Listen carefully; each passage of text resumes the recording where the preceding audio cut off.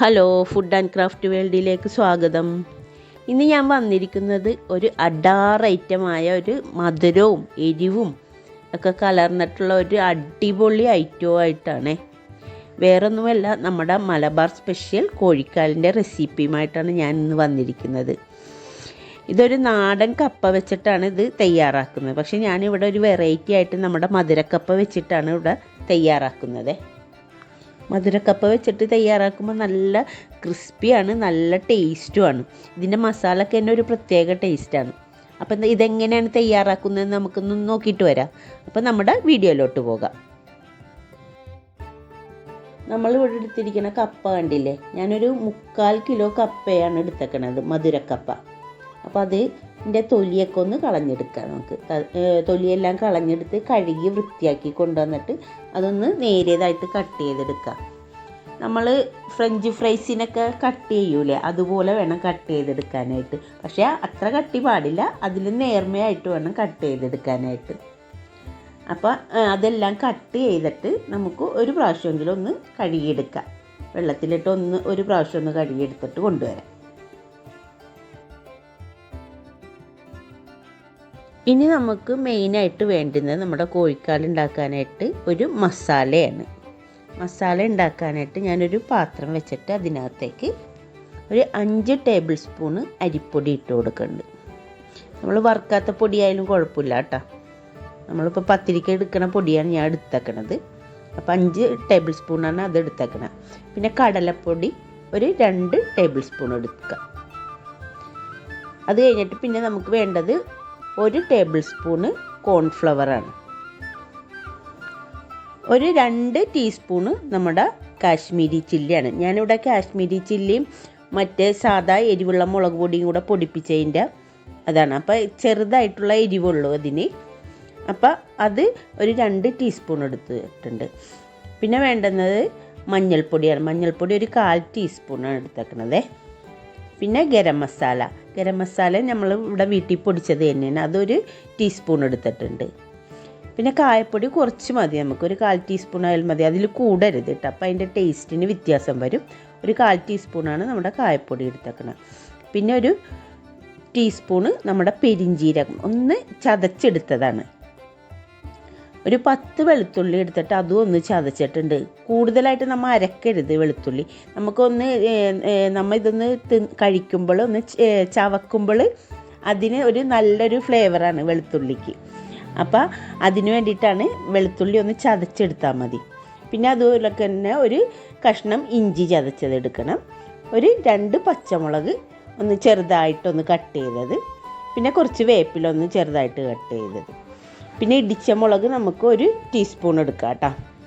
അപ്പം നമുക്ക് ഇതെല്ലാം ഈ ഇടിച്ച മുളകും നമ്മുടെ മുളക് പൊടി ഇതെല്ലാം കൂടി ഇട്ട് കറക്റ്റ് എരിവാണ് ഇതിന് കിട്ടണത്, ഓവറല്ല എരിവ്.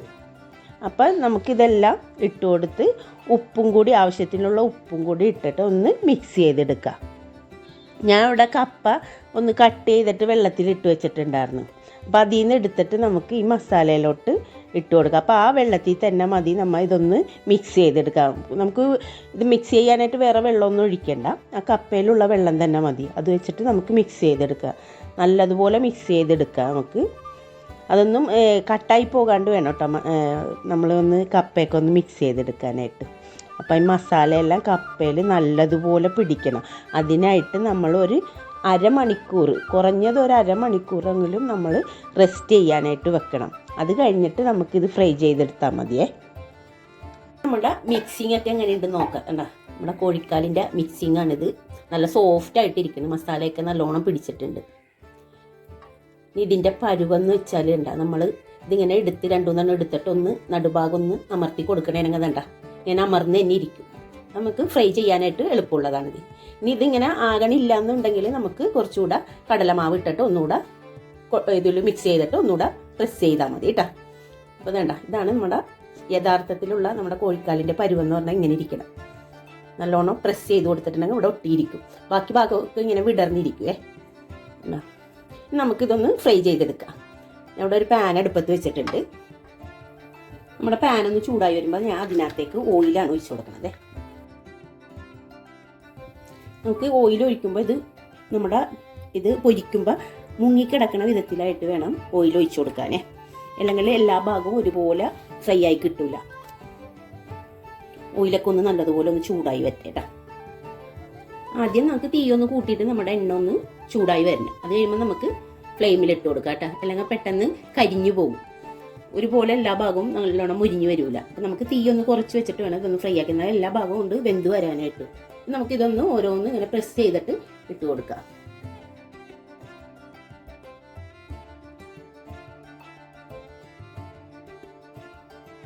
പതിയെ തിരിച്ചും മറിച്ചും ഇട്ടിട്ട് നമുക്കിതൊന്ന് ഫ്രൈ ആക്കി എടുക്കാം. നല്ല മുരിഞ്ഞു വരും, നല്ല ക്രിസ്പി ആയിട്ട് വരും. എന്നാലും ഒരുപാട് ഇട്ട് അങ്ങോട്ട് ക്രിസ്പി ആക്കാനും പാടില്ല. അപ്പം അതിൻ്റെ ടേസ്റ്റിന് വ്യത്യാസം വരും.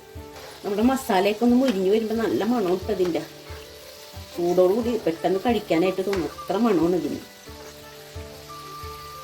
നമ്മൾ ഫ്രൈ ആയി വരുന്നുള്ളൂ. ഇതേ നമ്മൾ ചെറിയ തീയിലല്ലേ ഇട്ടേക്കണം. അപ്പോൾ ഒന്ന് ഉള്ളൊക്കെ ഒന്ന് വെന്ത് പുറമേയൊക്കെ നല്ലതുപോലെ ഒന്ന് ക്രിസ്പി ആയി വരുന്നവരൊക്കെ നമുക്ക് തിരിച്ചും മറിച്ചും ഒക്കെ ഇട്ടിട്ട് നമുക്കിത് ഫ്രൈ ആക്കി എടുക്കാം കേട്ടോ. ഇങ്ങനെ പെട്ടെന്ന് ഏതൊന്നും പോകില്ല, വിടർന്നൊന്നും പോകുകയൊന്നുമില്ല, ഇതിന് അടന്ന് പോകുകയൊന്നുമില്ല. നമ്മൾ ആ മസാലയൊക്കെ കറക്റ്റായിട്ട് എടുക്കണമെങ്കിൽ ഇതിന് നമ്മുടെ ഇതൊന്നും അടർന്നു പോകില്ല കേട്ടോ.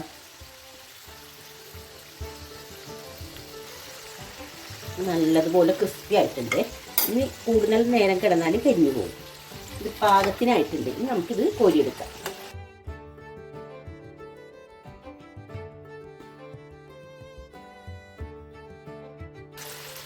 നമ്മൾ ഇതുപോലെ മസാല ആക്കി വെക്കണേനെ ഒരു ഫ്രിഡ്ജിലോട്ട് എയർ അടക്കാത്ത പാത്രത്തിലാക്കി വെക്കണേനെ നമുക്ക് ഇടയ്ക്കെടുത്ത് കാര്യങ്ങളൊക്കെ വരുമ്പോൾ പെട്ടെന്ന് ഫ്രൈ ആക്കി എടുത്ത് വിരുന്നുകാരിക്കൊക്കെ കൊടുക്കാൻ പറ്റിയ നല്ലൊരു അടിപൊളി സ്നാക്കാണ് കേട്ടോ.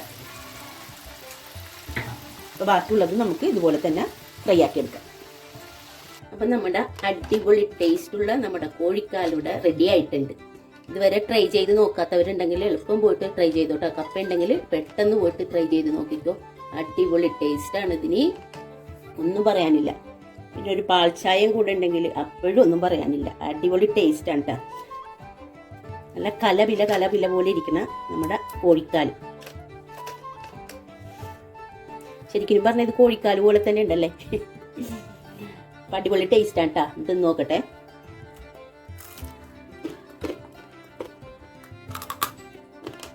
സൂപ്പർ. നമ്മുടെ മധുരക്കപ്പക്ക് നല്ല മധുരമുണ്ട്. അപ്പം മധുരവും എരിവും നല്ല സ്പൈസിയാണ്, നല്ല അടിപൊളിയാണ്. നല്ലൊരു പാൽച്ചായം കൂടെ വന്നപ്പോൾ ആഹാ. അപ്പം എൻ്റെ വീഡിയോ എല്ലാവർക്കും ഇഷ്ടപ്പെട്ടെന്ന് കരുതുന്നു കേട്ടോ. അപ്പം എൻ്റെ വീഡിയോ എല്ലാവരും കാണാനും മറക്കരുതേ, സപ്പോർട്ട് ചെയ്യാനും മറക്കരുത്. അപ്പോൾ വീഡിയോ ഇഷ്ടപ്പെട്ടാൽ ലൈക്ക് ചെയ്യുക, ഷെയർ ചെയ്യുക, സബ്സ്ക്രൈബ് ചെയ്യുക. ഞാൻ അടുത്ത് നല്ലൊരു വീഡിയോയുമായിട്ട് വീണ്ടും കാണാം.